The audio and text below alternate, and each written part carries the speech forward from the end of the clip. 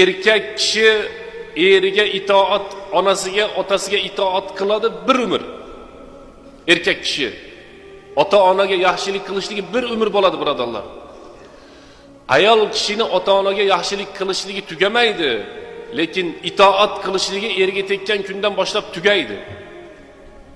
Shariatimizda ayol turmushga chiqqanidan so'ng kimga itoat qiladi desa, erga itoat qiladi. Ayol kishi erga itoat qiladi. Ana bu narsani esdan chiqarmaylik, birodarlar. Qizlarimiz bo'lsa aytaylik, qizim, sen turmushga chiqding. Ering ham, otang ham, onang ham seni buyruq beradigan, qaytaradigan seni turmush o'rtog'ing. Eringga quloq sol, eringga itoat qil. Ba'zi bir kelinlarni onalari, bizi tilda iynalari, qizim, mana o kuni bizni uyimizga kelasiz,